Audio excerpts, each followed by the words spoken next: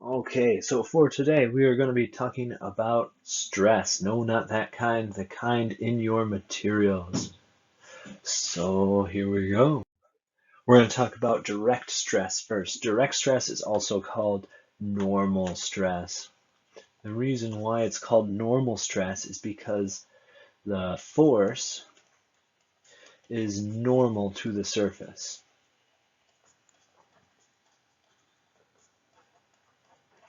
All right. So what they mean by normal is they mean perpendicular in a way. It's the three-dimensional version. So let's pretend you got a box, a cube, whatever. There it goes. You could have stress that's just pushing it straight in. Then you could have another force pushing on the other side. It would be the same thing. You could have this, or you could have the opposite situation where you have it being pulled apart. So you could have it being pulled this way, and this side, the side that's not visible quite, is pulled this way. This is compression stress. And this one is a tensile. Okay, so there's a formula for direct stress. The formula for it is sigma is equal to F over A. All right, so F stands for force. So this is going to be how much force you're putting it on. So we measure force in newtons, and A stands for the area. By area, they mean of the cross section.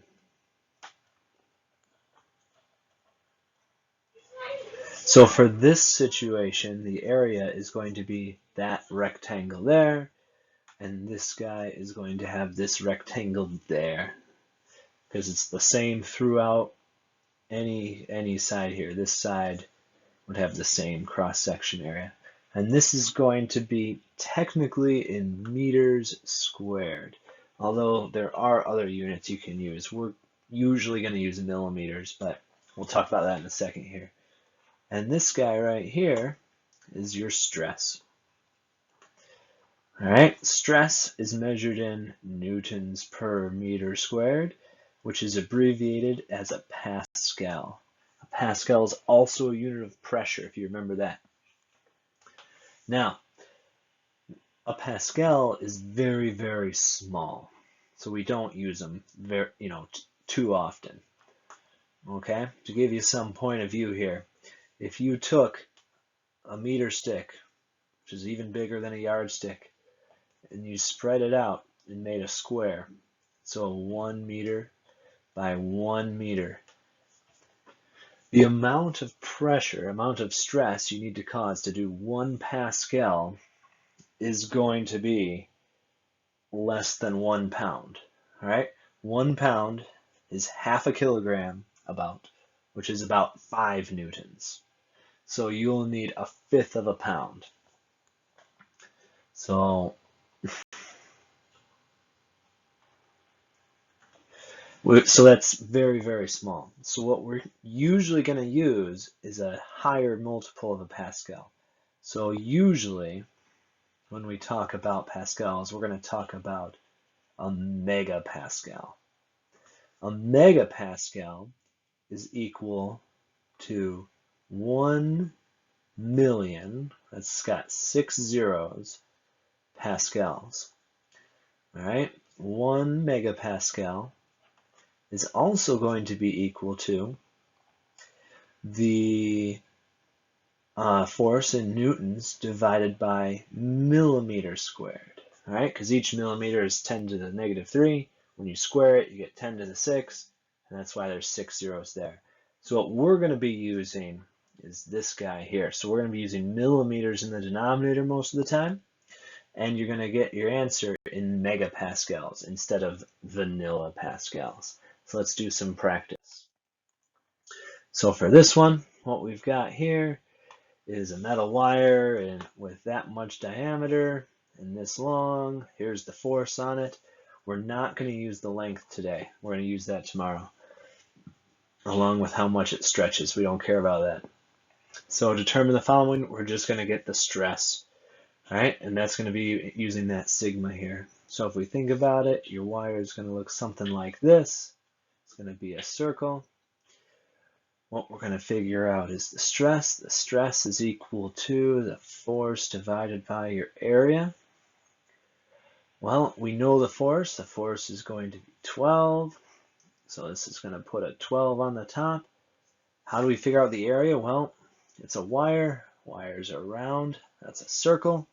So what's your formula for the area of a circle? It's going to be pi r squared. So this is going to be a pi, and you have a 2.5 millimeter diameter. Let's change it to a 1.25 radius. And there we have it. So we have 12 over pi, and then that. So all together, once you put it together, you are going to get 2.4 thereabouts, and that's in newtons per millimeter squared. But we're not going to write it like that. We're going to change the unit to something more practical. So it's going to just be 2.4 megapascals. And that's it. That's the whole thing. Let's do one more. So now we have a steel bar that's 10 millimeters in diameter. It's long, it's got a force of 20 kilonewtons and extends by that. Again, we're not going to use the lengths here. That's going to be for tomorrow. We're going to calculate the stress. All right, see if you can figure this one out. Pause the video. All right, by now we should have a picture at least. It's got a 10 millimeter diameter. So we're going to figure out sigma is equal to F over A. Your force is 20 kilonewtons, so that means you're going to have 20,000, right? You got to use normal newtons here. A is for area, so we're going to have a pi times r squared. R is 5. We're going to just leave it in millimeters because that'll give us an answer in megapascals here.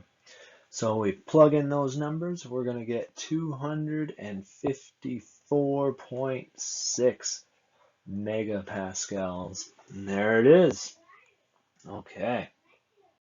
So now we're going to talk about ultimate tensile stress.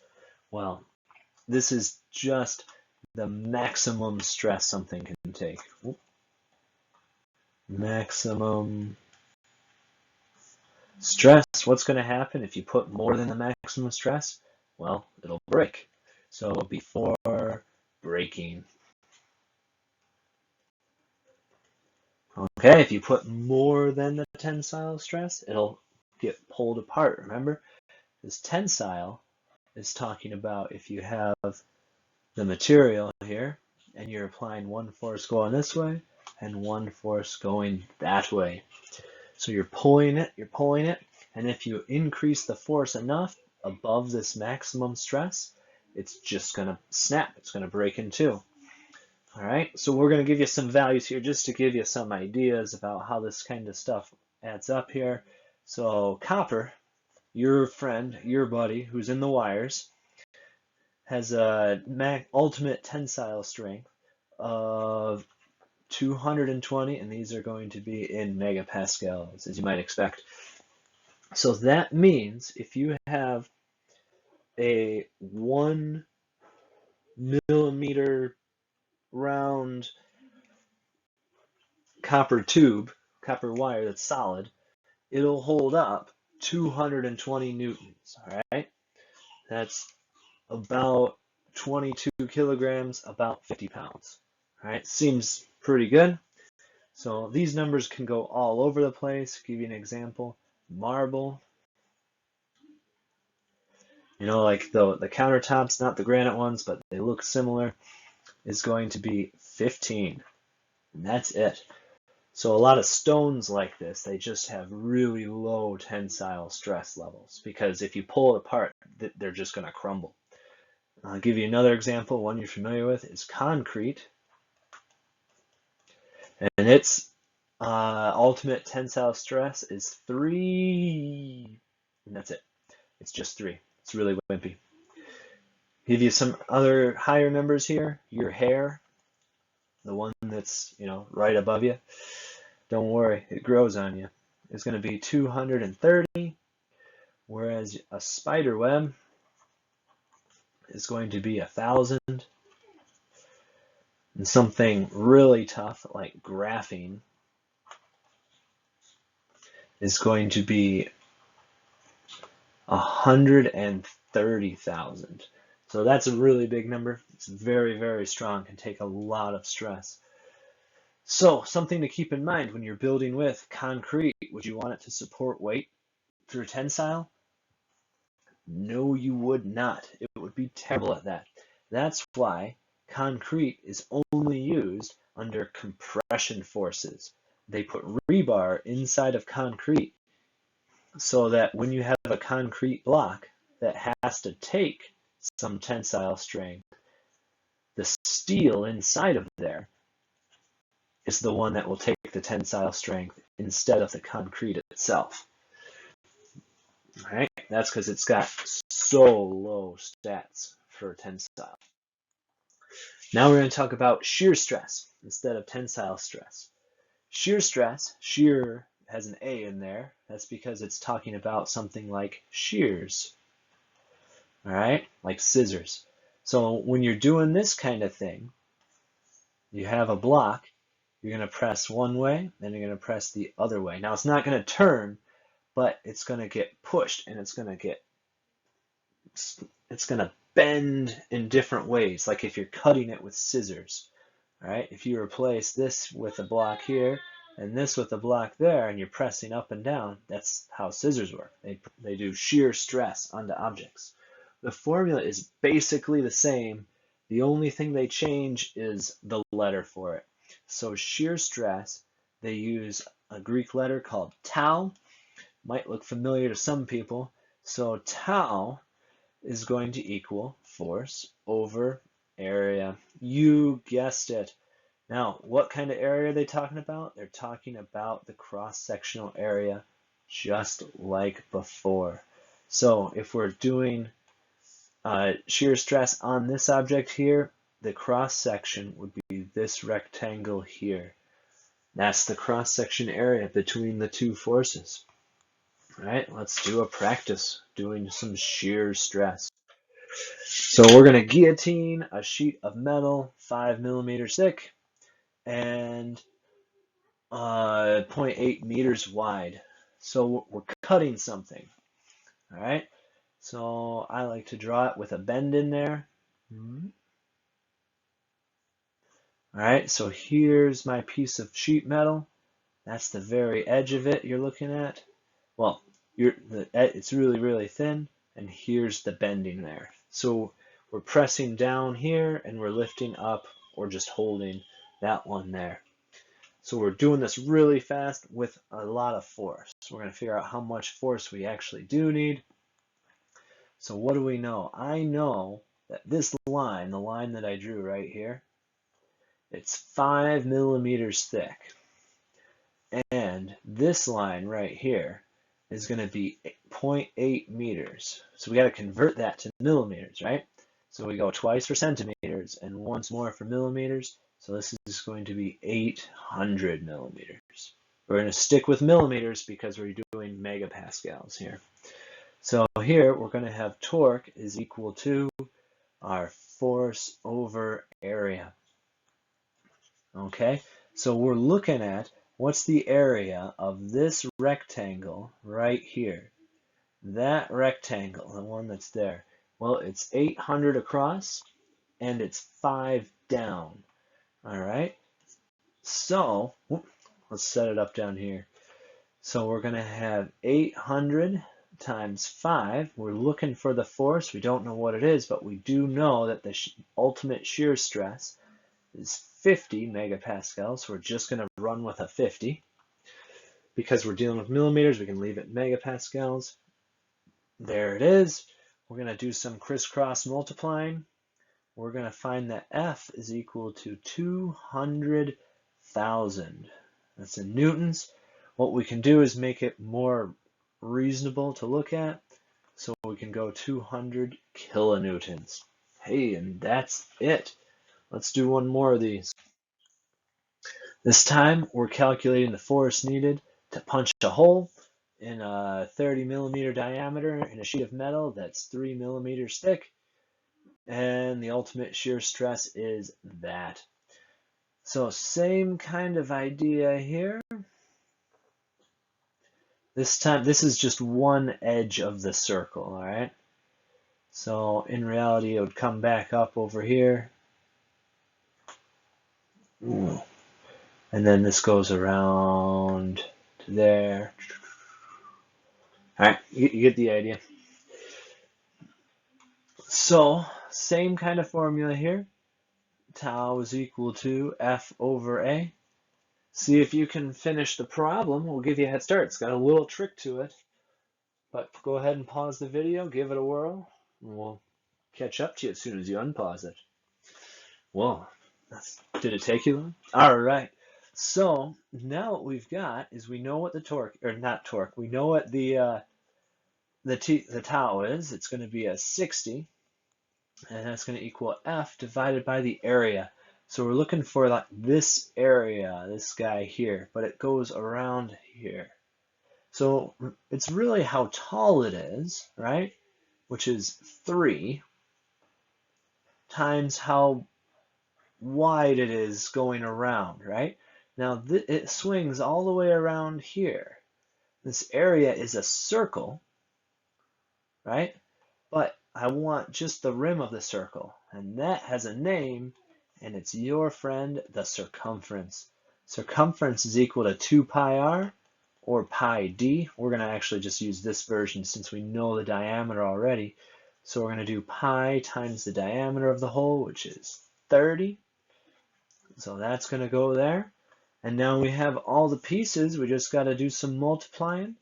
So that will calculate our force to be just under 17 kilonewtons. All right, 17,000. Sound good? All right, let's look at one more thing. Okay, ultimate shear stress. It works just like what you would expect. It's the maximum stress. Well, not just any stress, the maximum shear stress that a material can take. All right, so it works just the same. So how much it can take going like this before it breaks. This is the same stuff we just did a little while ago, because when you punch out an object, if you have a cookie cutter that's punching out metal, what it's going to do is it's going to go above that maximum ultimate shear stress to break through the material. If it doesn't go all the way through, well, it's not cutting it very well then. All right, so there's one more situation that we're talking about, and that is something like this. 2 strips of metal are pinned together with a rod showing 10 millimeters in diameter. The ultimate shear stress is 60. Determine the maximum force required to break them in. I think it's supposed to be minimum, but you know, doesn't matter. Let's do the math. Math is good. All right. So here we are. It's the same type of formula. Do you think you can figure it out? Well, hopefully you were successful. So your stress is going to equal your force over your area. Excuse me. So we know that the maximum is 60. So we're going to put a 60 right there. We're looking for the F this time. And the area, what's the area? The area is just going to be the area of that circle there, because it's breaking this circle, right? It's not a rectangle this time, it's just a circle. So we're going to have pi times the radius squared, so radius is going to be 5 squared. Cross multiplying time, F is going to be 4712 newtons, or 4.7 kilonewtons. Either way is fine with me. Nice. All right, the only time this can get complicated is if you have a double shear. Now, a double shear is a little different. It's got the same general principle here, but it's got a pin going across here, right? That's the bolt, and it's supported on both ends, right? So there's two supports to that pin and one weight in the middle.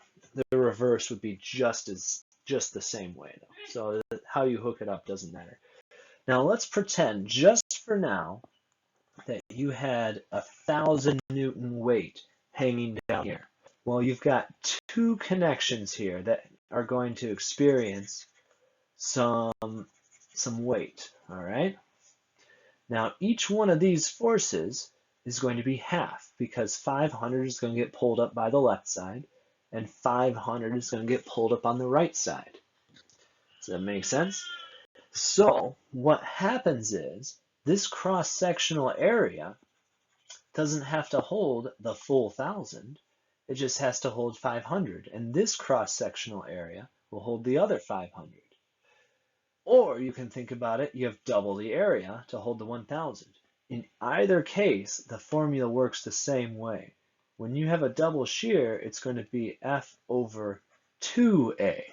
You can either think of it as in there's double the area, or you can think of it as half of the force. In either way, you get the same answer. So whatever helps you, that's the way you should do it. But this is the formula you're going to use when you're using a double shear, something like this. So here's what we got. A pin is used to attach a clevis to a rope. A clevis is that thing you just saw. So this is going to be a double shear force. The force of the rope will be a maximum of 60 kilonewtons. The maximum shear stress allowed on the pin is 40 megapascals. So we need to figure out how big a pin we should use. So I'm holding up some heavy object. How thick a pin do I need to make sure I have so it doesn't fall down and break my foot? Alrighty. Well, same formula that we just saw here. It's going to equal F over A, but it's got the 2 in there. Don't forget the 2 because it's a double shear. Double the madness. So from there, what we also have is we know how much the stress is, so it's going to be 40. It's going to equal something divided by 2a. We're going to have to figure out the area to figure out the diameter. You could do it all at once, but I don't think it's worth it. I'm just going to do it one by one. The force is 60 kilonewtons, so don't forget you have to write that one in the thousands there. So what we're going to figure out for area is going to equal 750, and this is going to be in millimeters squared, which is nice. So since we know that's 750, that's going to equal pi r squared. So when we solve for r is equal to right about 15.5 millimeters. Well, it wants a diameter, so diameter it gets about 31 millimeters. Oop, I forgot the M there. Hey, and that's how you'd calculate stress. Well, I hope you had as much fun as I did. Like and subscribe for more videos.